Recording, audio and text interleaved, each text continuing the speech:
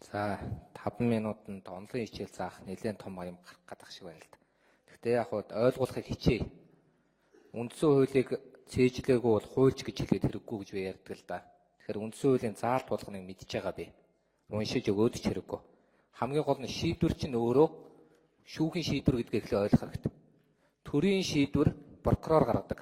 Иргэний шийдвэр өмгөөлөгч гаргадаг. Монгол улсын шийдвэрийг шүүх гаргадаг. Монгол улсын өмнөөс гэсэн үг. Тэгэхээр Монгол улсын засаглалын цаад хэлбэр нь өөрөө ард түмний гарт гэж байгаа учраас ард түмнийг төлөөлүүлж иргэдийн төлөөлөгч гэдэг зүйл чинь оролцож байгаа. Нэгдүгüүрт нь. Хоёрдугаарт нь байцаан шийдэх хууль нь маш тодорхой нэг зүйл заасан байгаа. Тэр нь юуг заасан бэ гэвэл байцаан шийдэх хууль бол төсөөдөө хууль хэрэглэхгүй. Зөвхөн байцаан шийдэх хуулиар л явна. Байцаан шийдэх хуулиар л явна. Эрүүгийн хууль байцаан шийдэх хууль бол альва хуулийг төсөөдөөр авч хэрэглэдэг. Тэгэхээр байцаан шийдэх процесс маань өөрөө наад хуультай чинь зөрчилдөх гээд байгаа байхгүй юу? Тэр процесс дээр чинь маш тодорхой заасан юу гэвэл шүүх ямар тохиолдолд мөрдөн байцаалт дуустдаг. Ямар тохиолдолд шүүхэд шилждэг. Тэгээ шүүхэд шилжээд шүүхтэр очиж шүүгдэгч ямар эрхтэй юм? Өмгөөлөгч ямар эрхтэй юм? Прокурор ямар эрхтэй юм? Тэгээ бүх юмын тодорхой заасан явж байгаа. Үнэн биз? Тэгэхээр ийм байгаа тохиолдолд өнөөдөр яаж оролцох вэ гэдэг асуудлаа ярихын тулд шүүхийн шийдвэрт оролцуулна гэж яриад байгаа байхгүй. Сая бүр маш тодорхой надад ойлгуулахдаа зөвлөдөх тасалгаанд нөгөө хүмүүсээ оролцуулъя гэж. Үндсэндээ бол яг шууд би бол үзэгч гэж яахан бүдүүлэг үг хэрэгэлсэн бол уучлаарай. Монгол улс даяараа бид нар сая нүүрсний хэрэг гэдгийг үзэгчээр ороод за энэ бол Монгол улсын бараг 70-80% нь энэ бол гэмт хэрэг биш байна гэж төсөөлсөн. Гэхдээ хууль зүйн процесс нь яваа шүүхийн шийдвэр гарсан. Би энэ үнэн худлаа зөв буруугийн тухай ярих гээд байгаа юм биш. Тэрэн шиг өнөөдөр альва иргэдийг төлөөлж жинхэнэ одоо юу гэдэг албан ёсны хүмүүс нь тэнд ороод тэн дээр хандлага илэрхийлэх ёстой юм. Хандлага нь юу гэвэл энэ гэмт хэрэг хийсэн байх, энэ хүн гэмт хэрэг хийгээгүй байх гэж. Тэгээд тэр мэтгэлцээний дотор оролцдоггүй юм. Мэтгэлцээний дотор оролцох цорын ганц субъект бол өмгөөлөх тал, яллах тал. Тэгээ иргэдийн төлөөлөгчийг аль талд нь оруулж байгаа? Аль талыг төлөөсөн төлөөлөгч гэж үзэж байгаа?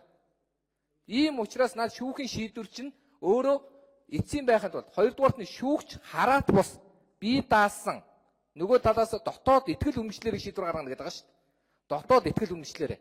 Манад өнөөдөр хамгийн утгагүй нь байцаан шийдэх хуулийн алдаа нь юу гэвэл прокурор дүгнэлт гаргадаг, үнэлдэг, нотлох баримтыг үнэлдэг, өмгөөлөгч санал хэлдэг гэд ингээд дордуулсан байгаа учраас өнөөдөр мэтгэлцээнд одоо яа харахгүй ийм ойлгомжгүй юм явчихад байна шүү дээ.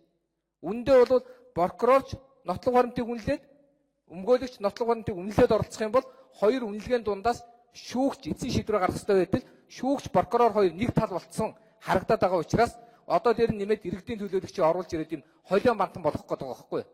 Тэгэхээр эн чинь өөрөө буруу. Иргэдийн эрхийг бид нэр зөрчөөгүй. Иргэн тэнд оролцож байгаа оролцоог бид үгүйсгээгүй. Харин оролцохдоо шүүхийн шийдвэрт нөлөөлөх байдлаар оролцож болохгүй. Нөлөөлөх байдлаар биш шүү. Яг гэвэл байцаан шийдэх ажиллагааны эхнээс нь дуустал оролцоогүй хүн шүүх хуралдааны процессыг харж агаад яаж дүгнэлт гаргах юм? Шүүхийн шилжихэд хэн хэрэг уншдаг юм? 30 хоногийн дотор шүүгч хэрэг материалтай танилцсан, шаардлагатайг мөрдөн байцаалд нь буцаана. Энэ байцаан шийдэх ажиллагаанд байгаа шүү. Шаардлагатайг шүүгч шилжүүлнэ. Шилжүүлээ тэрийгэ шүүгчтэй хуваарлна. Дараа нь мэтгэлцээнүүдийн юуг авна барьна гэдэг тэгж. Иргэдийн төлөөлөгч тэн дээр тодорхой зүйлүүдээ ойлголтод баталгаажуулах нь зөвхөн асуулт асуудаг. Өөр ямар оролцоо байдгийг. Тэгээ асуулт асуучаад үнэхээр энэ маань өнөөдөр магадгүй хэлмэгдсэн байна гэж үзэж болно шүү дээ.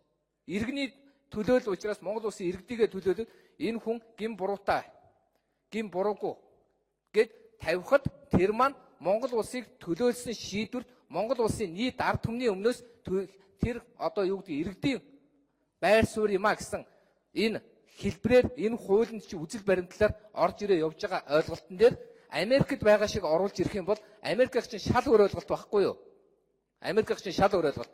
Манайх өнөөдөр юу гэх юм бол мэтгэлцээний зарчмаар шийдвэр гаргадаг болохоос Америк шиг өөрчилсөн одоо иргэдийн дүгнэлтээр гин буруутай гэж хэлвэл шууд ял өгнө. Гин буруугүй бол ял өгөхгүй гэдэг тэр процесс руу бид явдггүй. Тэгвэл одоо иргэд гин буруугүй гэж хэлчихэд ял өгөхгүй байх ёстой гэсэн үг үү? Тэгвэл байцаан шийдэх хуулийн өөрчлөлтөд оруулж ирж болно шүү дээ.